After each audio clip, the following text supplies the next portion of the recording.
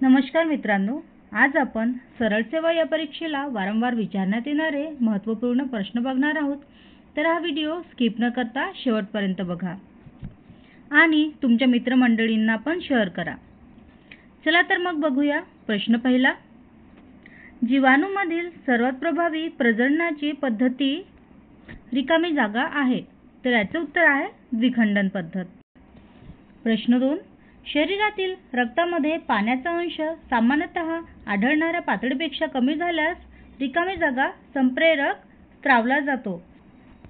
तर हे संप्रेरक आहे व्हॅसोप्रेसिन. प्रश्न 3, पित्त हे रिकामी जागा अवयवात तयार होतो. तर याचे उत्तर आहे यकृत. प्रश्न 4, खालीलपैकी कोणते मूलद्रव्य व्हिटॅमिन B12 या जीवनसत्वाचा घटक आहे? उत्तर आहे कोबाल्ट. प्रश्न 5, वनस्पती वाढीसाठी आवश्यक सूक्ष्म अन्नद्रव्य कोणते? उत्तर आहे जस्त.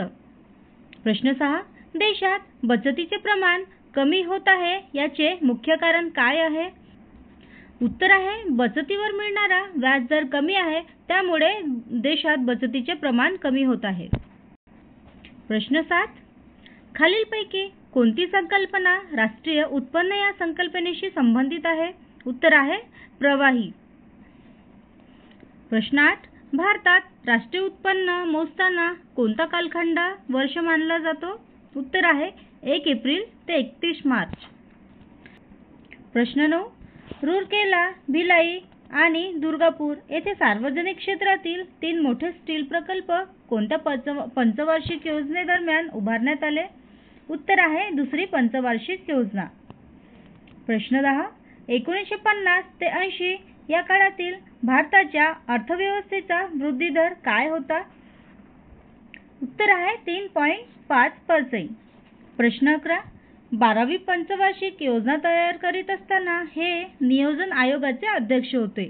तर डॉक्टर मनमोहन सिंग हे नियोजन आयोगाचे अध्यक्ष होते. प्रश्न 12, खालीलपैकी कोणत्या राज्याचे भौगोलिक क्षेत्रफळ जास्त आहे? तर राजस्थान या राज्याचे भौगोलिक क्षेत्रफळ जास्त आहे. नंबर 2 आहे मध्य प्रदेश आणि 3 नंबर आहे महाराष्ट्र. प्रश्न 13, महाराष्ट्रातील किती जिल्ह्यांच्या सीमा कर्नाटक राज्यास लागून आहे? उत्तर आहे 7 जिल्हे. प्रश्न 14, महाराष्ट्राच्या पूर्व पश्चिम विस्तारापेक्षा दक्षिणोत्तर विस्तार कमी आहे की जास्त आहे? तर याचं उत्तर आहे कमी आहे. प्रश्न 15, अस्तंबा हे उंच शिखर महाराष्ट्रातील कोणत्या पर्वतरांगेत आढळते? उत्तर आहे सातपुडा पर्वतरांगेत. प्रश्न 16, महाराष्ट्राच्या पश्चिमेस उत्तर दक्षिण दिशेत कोणता पर्वत डोंगर आहे? उत्तर आहे सह्याद्री पर्वत डोंगर. प्रश्न 17, महाराष्ट्रातील दुसरे सर्वात उंच शिखर कोणते आहे? तर हे आहे साल्हेर. पहिल्या नंबरवर आहे कळसुबाई, साल्हेर, त्यानंतर महाबळेश्वर आणि त्यानंतर हरिश्चंद्रगड. प्रश्न 18, जगातील सर्वात उंच शिखर कोणते आहे? तर ते आहे माउंट एव्हरेस्ट. प्रश्न 19, भारतातील सर्वात उंच शिखर कोणते आहे? तर ते आहे K2. आणि प्रश्न 20 आहे महाराष्ट्रातील सर्वात उंच शिखर कोणते आहे? तर हे आहे कळसुबाई. लक्षात घ्या, जगातील, भारतातील आणि महाराष्ट्रातील हे तिन्ही पण अगदी क्रमाने लक्षात ठेवा. प्रश्न 21, भारतीय राज्यघटनेच्या निर्मितीदरम्यान संविधान सल्लागार म्हणून कोणाची नियुक्ती केली गेली? उत्तर आहे BN राव. हे होते घटनात्मक सल्लागार.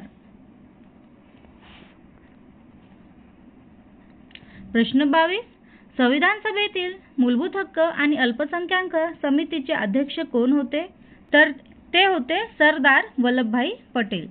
प्रश्न 23, कोणत्या अल्पसंख्याक समाजाला घटना परिषदेत विशेष प्रतिनिधित्व देण्यात आले होते? तर ते आहे शीख.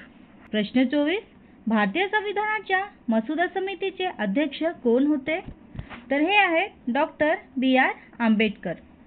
प्रश्न 25, भारतीय राज्यघटना डॅश डॅश रोजी स्वीकारण्यात आली?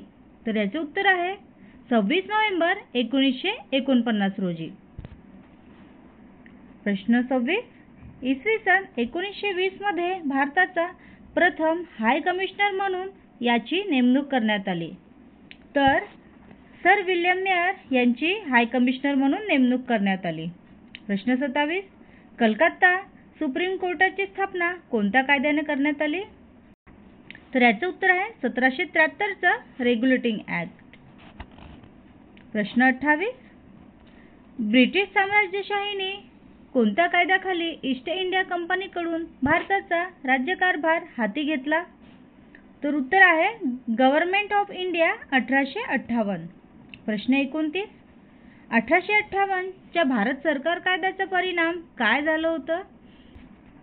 तर कंपनीच्या राजवटीची इतिश्री झाली होती. प्रश्न 30. भारत मंत्र्याचा पगार इंग्लंडच्या तिजोरीतून देण्याची तरतूद कोणत्या सुधारणा कायद्यात करण्यात आली? तर ते आहे 1919चा कायदा. मित्रांनो, शेवटचा प्रश्न तुमच्याकरिता. कोणत्या कायद्याने मुस्लिमांसाठी विभक्त मतदारसंघ निर्माण करण्यात आले? तर याचं उत्तर कमेंटमध्ये नक्की करा. आणि तुमच्या प्रश्नांचा सराव व्यवस्थित होत असेल तर व्हिडिओला एक लाईक नक्की करा.